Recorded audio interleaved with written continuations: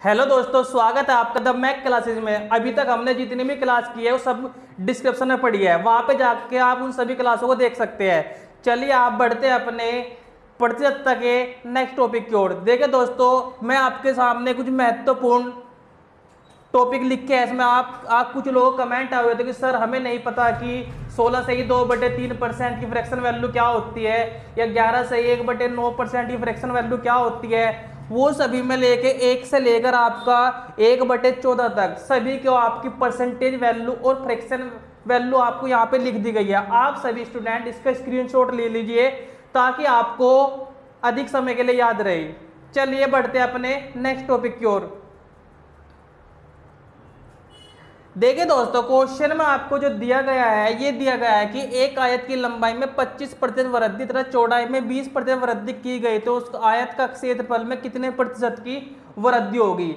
अभी तक जो हमने पिछली क्लास में पढ़ा हुआ था, आज भी हम उसी मेथड का यूज करेंगे। देखिए जैसे कि आप इस मेथड को यूज करेंगे, a plus B plus A B upon क्या होता है 100।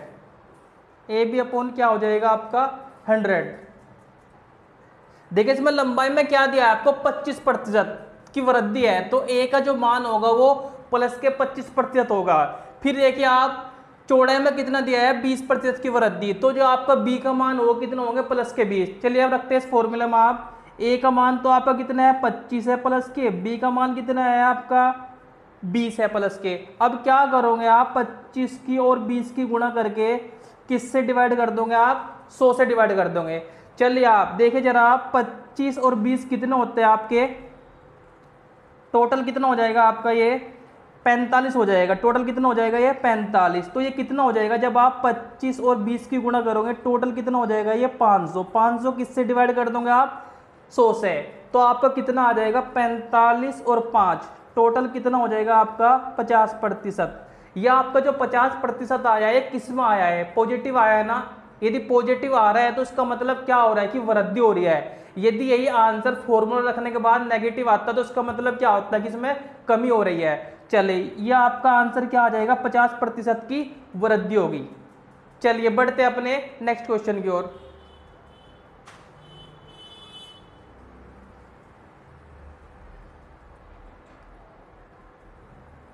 चलिए देखो, एक वर्ग की त्रिज्या में 33 से 1/3% की कमी करने पर क्षेत्रफल में कितने प्रतिशत की कमी होगी।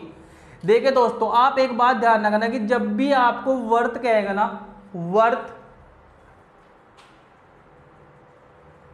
या वर्ग या घन, इन सभी में होता क्या है कि यदि आपको a plus B plus A B upon 100 इस फॉर्मूले से आप इसको करोगे तो हमेशा a बराबर किसके होगा b, क्योंकि वर्त में क्या होता है कि त्रिज्या तो सेम ही रहेगी ना। जैसे कि वर्त में क्या होगा, त्रिज्या तो क्या रहती है सेम ही रहती है। इसी प्रकार जो वर्ग होता है उसकी भी क्या होती है, चारों भुजाएं क्या होती है उसकी बराबर होती है, और जो घन होता है उसकी भी लंबाई चौड़ाई ऊंचाई वो भी क्या होती है उसमें बराबर होती है। तो इसलिए आपको याद रखना होगा कि वर्ग हो गया, वर्त हो गया और घन होगा, इनमें क्या होगा तीनों में जो a इक्वल होगा वो किसके हो जाएगा b का। तो इसका मतलब a और b की वैल्यू यहाँ पे क्या रहेगी सेम रहेगी। ठीक है दोस्तों, चलिए देखो, यदि आप इसको आपको दे रखा है कि 33 सही 1/3%, क्या दिया है आपको ये 33 सही 1/3%, ये दिया है आपको 33 सही 1/3%। इसका मतलब क्या होता है, अभी आपको थोड़ी देर पहले आपको बताया कि जो 33 सही 1/3% होता है उसकी फ्रैक्शन वैल्यू होती है 1/3। कितनी होती है दोस्तों उसकी 1/3। तो इसको आप कैसे लिख लेंगे 33 सही 1/3%, इसकी फ्रैक्शन वैल्यू हो जाएगी 1/3। अब इसमें क्या हो रहा है, इसमें कमी हो रही है ना, तो 3 से 1 की कमी हो गई, तो 3 से कितना हो जाएगा ये 2, 3 से कितना हो जाएगा ये 2 हो जाएगा। अब देखिए आप, इसका मतलब है कि यहाँ पे 3 से 2 हो रहा है ना, तो इसका क्षेत्रफल में निकालना है तो हम इसका क्या कर देंगे स्क्वायर कर देंगे दोनों साइड से। तो ये कितना हो जाएगा 9 से कितना हो जाएगा ये 4। जब ये 9 से 4 हो रहा है तो जो हमारी रियल वैल्यू है वो कितनी है 9 है। अब ये 9 से कितना हो गई 4 हो गए ना, इसका मतलब क्या हो रहा है इसमें कमी हो रही है। कमी कितने की हो रही है इसमें, जब ये 9 से 4 हो रहा है तो इसमें 5 की कमी हो रही है। कितने कमी हो रही है इसमें 5 की। अब इस कमी को हमें किस में बदलना है, प्रतिशत में। चलो हम निकालते हैं अब कमी का प्रतिशत। कमी का प्रतिशत कैसे निकाल लेंगे, 5 की कमी हो रही है, कमी किस में हो रही है, 9 में, तो किससे गुना कर देंगे आप, 100 से। आपके पास लिखा क्या है कि 5/9, और आपने अभी पढ़ा था कि जो 1/9 होता है उसकी परसेंट वैल्यू कितनी होती है, 11 सही 1/9%। और कितने गुना है ये, 5 गुना है ना, तो इसको क्या कर देंगे आप, 11 पंजे 55, 11 पंजे 55 और 5 एकम 5, तो ये कितना हो जाएगा, 55 सही 5/9%। कितना हो जाएगा ये, 55 सही 5/9%। यदि आप इसको इस तरह भी कर सकते हो, आप 5 की गुना किस में कर लोगे आप, 500 में। किस में कर लो गुना आप, 500 में। और 500 किससे डिवाइड कर दोगे आप, 9 से, तो 9 पंजे 45, कितने बचे आपके पास, 5, तो 9 पंजे 45, कितने बचे हैं, 5। तो तब भी आप इसको ऐसे भी कर सकते हो कि 500 किससे डिवाइड कर सकते हो आप, 9 से, तब भी कितना आएगा आपका, 55 सही 5/9%। चले बेटा चलते हैं आपके नए क्वेश्चन की ओर। देखिए आप इसने दिया है कि एक वर्ग की भुजा में 20% वृद्धि करने पर अक्षेत्रफल में कितने प्रतिशत की वृद्धि होगी। फिर वर्ग है ना ये, तो वर्ग में भी क्या रहता है, सेम रहता है ना। चलिए यदि हम इसको करेंगे फॉर्मूले से, आप इस फॉर्मूले को जैसे हम यूज करेंगे, तो इसका मतलब देखिए आप क्या हो, इसमें a और b की वैल्यू क्या रहेगी, बिल्कुल सेम रहेगी। तो इसका मतलब है कि जो a और b है इसकी वैल्यू क्या रहेगी, 20%। क्या रहेगी इसकी वैल्यू आपकी, 20%। तो a का मान भी कितना रहेगा, 20, b का मान भी कितना रहेगा, इसमें 20 रहेगा। चलिए रखते हैं फॉर्मूले में 20 + 20 और 20 × 20, किससे डिवाइड कर दूंगा इसका, 100 से। तो कितना हो जाएगा, 20 और 20 कितना हो जाएगा, ये 40, और 2 0 से 2 0 कैंसिल हो जाएगा, कितना हो जाएगा, 4। तो कितना आ जाएगा आपका ये, 44%। कितना आ जाएगा आपका ये, 44%। तो ये आपका जो आंसर रहेगा वो 44% की क्या रहेगी इसमें, वृद्धि। तो आपको एक मेथड तो ये था करने के लिए, और जो हमने अभी थोड़ी देर पहले दूसरा मेथड डिस्कस किया था वो भी देख लीजिए आप। 20% जो होता है, 20% की जो फ्रैक्शन वैल्यू होती है वो कितनी होती है, अभी थोड़ी देर पहले आपको बता दो, जो 20% होता है, 20% की फ्रैक्शन वैल्यू होती है 1/5। कितनी होती है, 1/5। तो 5 से कितना हो रहा है, 6। 5 से कितना हो रहा है, 6 हो रहा है ना। तो 5 से जब ये 6 हो रहा है तो अभी दोनों साइड से इसके स्क्वायर कर देंगे, तो कितना हो जाएगा ये, 25 से कितना हो जाएगा ये, 36 हो जाएगा। 25 से कितना हो जाएगा ये, 36। तो जैसे 25 से 36 हो रहा है, तो इसमें क्या हो रहा है कि 25 से 36 हो रहा है, तो यहाँ पे क्या हो रहा है, 11 की वृद्धि हो रही है। कितनी वृद्धि हो रही है यहाँ पे, 11 की वृद्धि हो रही है। और इस वृद्धि को यदि आप प्रतिशत में कन्वर्ट करो, 11 की वृद्धि हो रही है, किस में वृद्धि हो रही है, 25 में। तो किससे गुणा करोगे आप, 100 से। तो 25 चौक का 100, तो 11 चौक 44, तब भी आपका आंसर कितना आएगा, 44% की वृद्धि आएगी। इसको आप दो मेथड से कर सकते हो, एक तो आप इसकी फ्रैक्शन वैल्यू निकाले कर सकते हो 20 की, और एक क्या कर सकते हो, जो आपको मेथड दे रखा है a + b + ab/100, इन दोनों मेथड से आप इसको कर सकते हैं क्वेश्चन को। चलिए बढ़ते हैं अपने नेक्स्ट क्वेश्चन की ओर।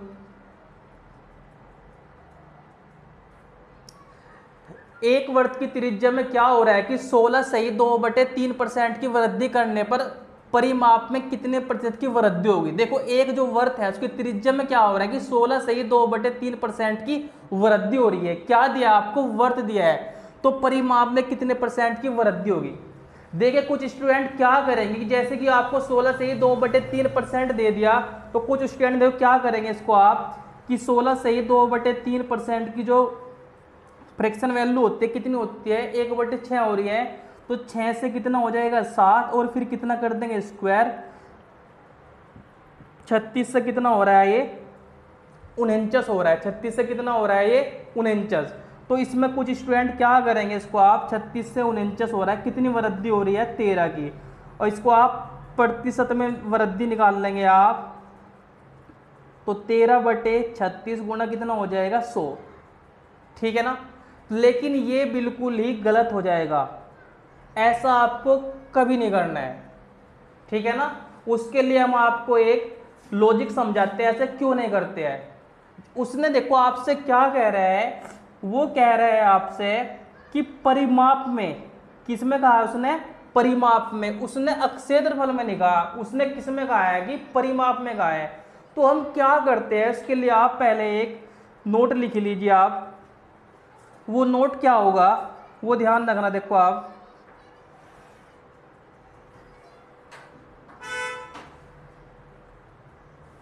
देखिए जरा, आप भैया सब बंद करो, जल्दी बंद करो, बंद करो। सॉरी दोस्तों, आगे बढ़ जाए। चलो देखो, वर्ग की त्रिज्या में कितना दिया है कि 16 से 2/3% की वृद्धि है ना, परिमाप में पूछ रहे हैं। तो आपको एक बात नोट रखनी है कि हमेशा